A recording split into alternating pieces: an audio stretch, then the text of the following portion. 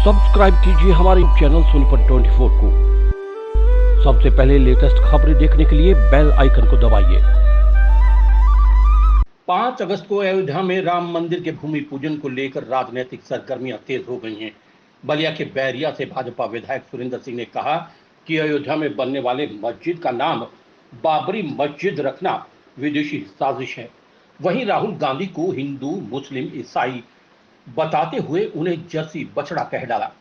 साथ ही कहा कि राम की महिमा है कि जिस पापी ने राम का रथ रोका वो लालू जेल में दवा खा रहा है। वहीं प्रताड़ना सहने वाले आडवाणी भूमि पूजन में शामिल होने आ रहे हैं। एक लंबी कानूनी लड़ाई लड़ने के बाद 5 अगस्त को प्रधानमंत्री मोदी अयोध्या में राम मंदिर का भूमि पूजन करेंगे। वहीं दूसरी तरफ अयोध्या में मुस्लिम पक्षकारों को आवंटित भूमि पर मस्जिद बनाए जाने और उसका नाम बाबरी मस्जिद रखे जाने की खबरों के बीच यूपी में राजनीति गर्मा गई है। यूपी के बलिया से भाजपा विधायक सुरेंद्र सिंह ने कहा कि मस्जिद का नाम विदेशी आक्रांताओं के नाम पर ही नहीं रखना चाहिए।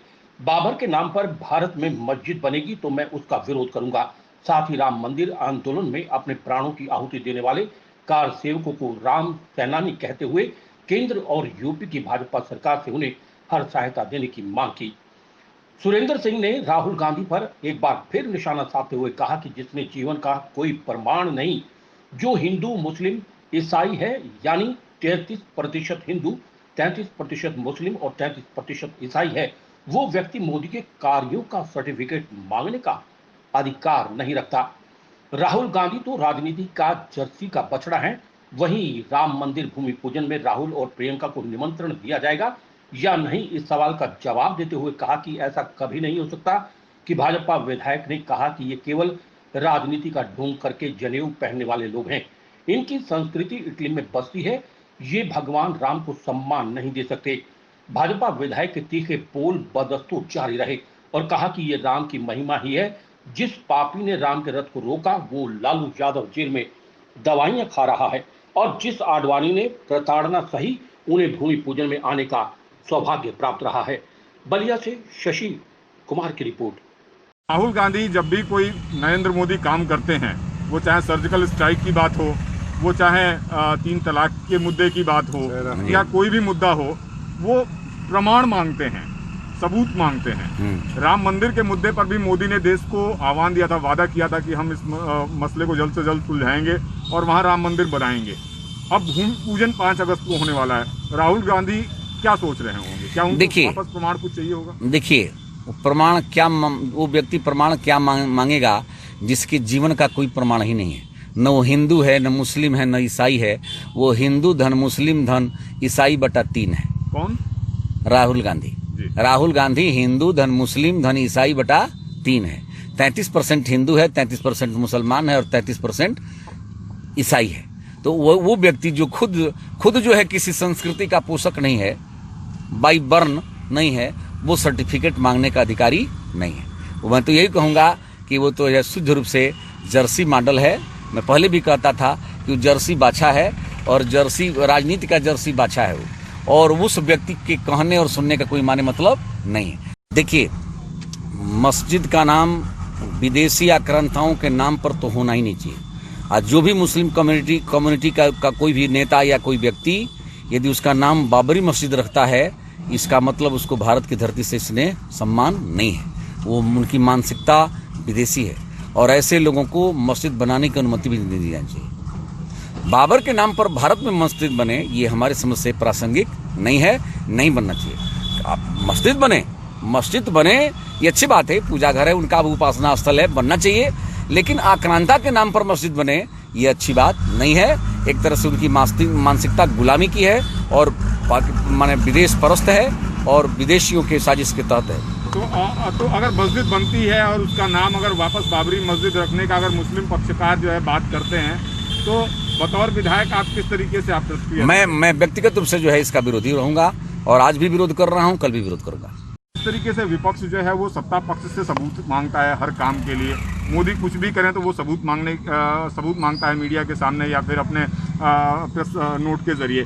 तो क्या इस बार अगर राम मंदिर का भूमि पूजन हो रहा है तो क्या मोदी या योगी सरकार को प्रियंका गांधी और राहुल गांधी को भी निमंत्रण देना चाहिए क्या जो है भूमि पूजन? नहीं, कभी भी नहीं। इसलिए नहीं देना चाहिए कि प्रियंका गांधी और राहुल गांधी हिंदू संस्कृति के पोषक नहीं हैं और भगवान राम को सम्मान देने वाले लोग नहीं हैं। ये केवल राजनीति का ढोंग करके जनेऊ पहनने वाले जरूर लोग हैं, लेकिन इनकी संस्कृति तो बसती है इटली में। ये धर्मनिरपेक्ष देश है, प्रजातांत्रिक देश है, तो भगवान के काम करने वाले लोगों को तो स्वयं भगवान दे देता है, उसमें सोचना नहीं है। चतुर्वेदी जी जिस भी प्रकार का सहयोग जिन लोगों ने किया था, देखिए आज भगवान के रथ को जब रोका तो आज लालू जो है, कितना बढ़िया संयोग है कि लालू यादव, पापी लालू यादव आज जेल में है, और आडवाणी जी का रथ रोका तो आज आडवाणी जी जो है इस सौभाग्य के क्षण में शामिल होने जा रहे हैं। तो एक तरफ यही राम का स्वरूप है कि एक तरफ पापी जो है, जो राम के रथ को रोका, वो जेल में है, जेल में दवाई खा रहा है, और दूसरी तरफ आडवाणी जी जो उस समय प्रताड़ना दिया था लालू यादव ने, आज जो है शिलान्यास करने के लिए उपस्थित होने वाले हैं।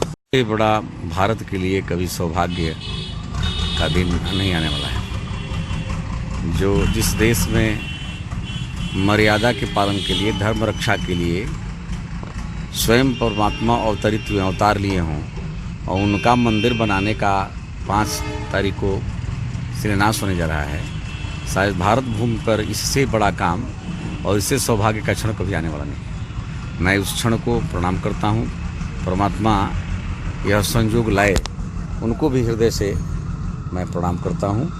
और जिन लोगों ने भी पूज्य विशेष रूप से आडवाणी जी और जितने भी लोगों ने उस मंदिर के निर्माण की परिस्थिति बनाने में जो अपना सेक्रीफाइस बलिदान दिया है, उन सबको प्रणाम करता हूँ। और भारत की जनता को भी हृदय से अभिवादन करना चाहूँगा कि इस परिस्थिति को लाने में जनता का भी जो सहयोग रहा है वो भी अविस्मरणीय है और प्रशंसनीय है। तो क्या विधायक जी, जिस तरीके से देश की आज़ादी में जिन लोगों ने हिस्सा लिया और देश को आज़ाद कराया, उनको स्वतंत्रता सेनानी की संज्ञा दी जाती है, तो क्या धार्मिक रूप से जिस तरीके से भगवान श्री राम को वहाँ से आज़ाद किया गया, जो बाबरी मस्जिद थी, तो क्या जिन्होंने शहादत दी उनको आप स्वतंत्रता सेनानी का दर्जा मानते हैं क्या? देखिए, ये स्वतंत्रता सेनानी नहीं है, ये राम सेनानी है और भारतीय संस्कृति के अभिमान के